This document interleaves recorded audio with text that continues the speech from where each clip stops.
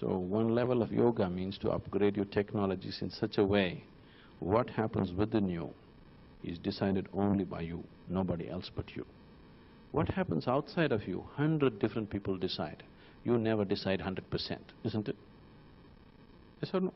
Nobody gets to decide the outside 100%. We manage it, we manipulate it the way we want it to some extent, but that's all. Nobody has 100% control. But here, there is only one ingredient, that's you. At least here, you should decide what should happen within you, isn't it so? If you are deciding what should happen within you, what would you choose, misery or joy? See, that much intelligence everybody has, there's no problem at all. So right now, the only problem is, you are not deciding what should happen within you. Somebody else is deciding what should happen within you. See, right now, if somebody decides what kind of clothes you should wear, how you should sit, how you should stand, what you should eat, when you should sleep, when you should get up, everything, you call this slavery, isn't it? Yes or no? Now somebody is deciding what should happen within you. Is it not a more horrible slavery than anything else? Yes? The worst kind of slavery is, people are even deciding what should happen within you. This is a horrible form of slavery, and a vast majority of humanity is in this slavery, unfortunately. Once you are blissful by your own nature, now you can stride through your life effortlessly.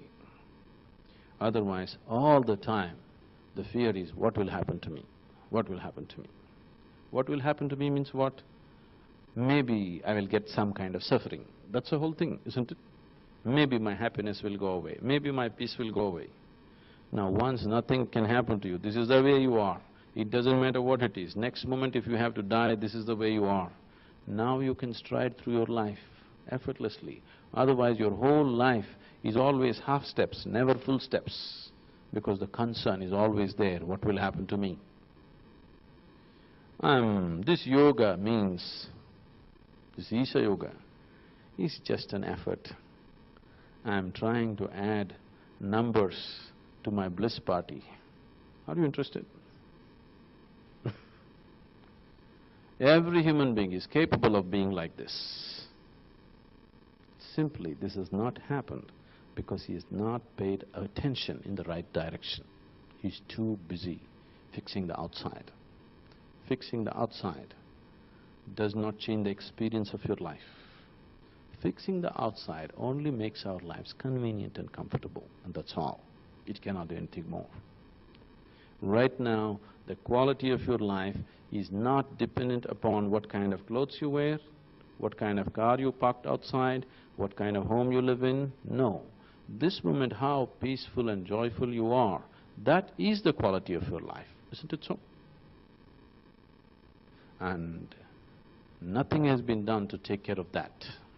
Too much has been done to fix the clothes, the car, the house and this and that, but nothing really has been done to fix the interiority.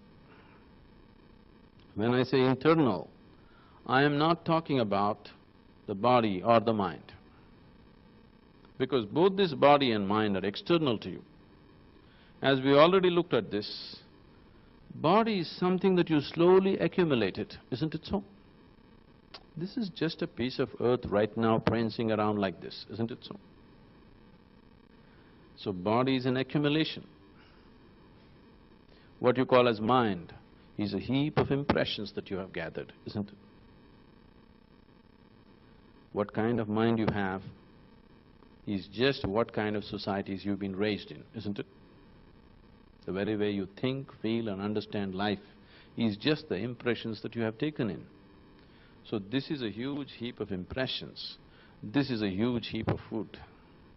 If you have to gather these two heaps, there must be something more fundamental or foundational within you, but that dimension has remained out of your experience.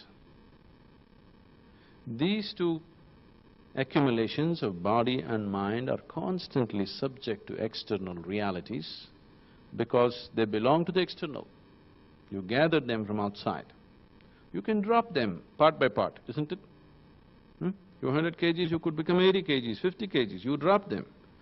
Similarly, mind also could be unloaded. Many things you forget and disappear, isn't it? So you can pick it up, you can drop it. If you have to pick up and drop things, there must be somebody here, isn't it? There must be somebody else here who is picking up things and dropping things, isn't it so? That somebody, that somethingness, that inner dimension has not come into experience. All the turmoil, all the struggle is rooted in this. All the disharmony you see within yourself and outside of yourself is coming from this basic dysfunction, that is, the innermost core has not come into experience, just the surface. The surface has no purpose of its own. It's just like, for example, the physical. The physical really has no purpose of its own. Just look at this. Physical is just like the peel of the fruit.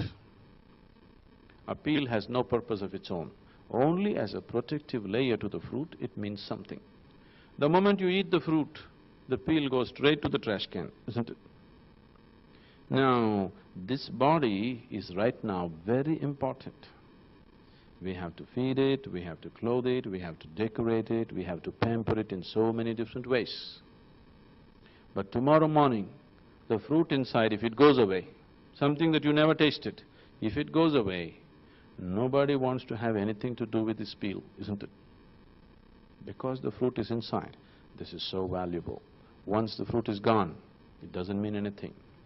But right now, when we say your experience of life is limited to sense perception, what it means is, you are experiencing only that which is physical, because sense organs cannot experience anything other than the physical. No, I have a mind. Your mind is also physical, in a sense. Right now you can see the light bulb is physical. It's very easy to see that. But the electricity behind it is also physical, subtle, but still physical, isn't it so? The light that it is emanating is also physical, isn't it? Similarly, everything that you experience through the five senses is all physical, and physical has no purpose of its own. It's the peel of the fruit. If you're eating just the peel of the fruit, how life should be? It should have been bitter. But the problem is, this peel, because of its association with the fruit, has imbibed as few spots of sweetness. Now what you call as life is just trying to extract juice out of those few spots of sweetness, not realizing that this sweetness has entered the peel only because of its association with the fruit. Somewhere, nature trusted your intelligence. If you put a drop of honey here and keep the honey jar up there, if the ants come and taste this, they go straight for the jar, isn't it? So nature trusted your intelligence. Nature thought if it puts a little bit, the essence of the fruit in the peel, the moment you taste it, nature thought you will go straight for the fruit. But you're doing everything to disprove that. If this peel was 100% bitter, by now, all of you would be enlightened, that's for sure. If just existing here physically was always bitterness, you would have naturally turned inward. But the problem is there are few spots of sweetness. You're entertaining yourself with that all the time. You're unwilling to see that these spots of sweetness have come only because the fruit is within. The moment the fruit is gone, there are no spots of sweetness in the peel, isn't it? So yoga means not eating just the peel, tasting the fruit. Now if you want to taste the fruit, it does not come to you because you reject the peel. If you reject the peel, you'll reject the fruit also. If you want to taste the fruit, you must go beyond the peel, only then fruit is possible, isn't it? So, what we are doing in the 7 days in the form of Isha Yoga is to give you a possibility of tasting the fruit. Once you taste the fruit, there is such sweetness in your mouth that whatever is happening outside, handle it very effortlessly.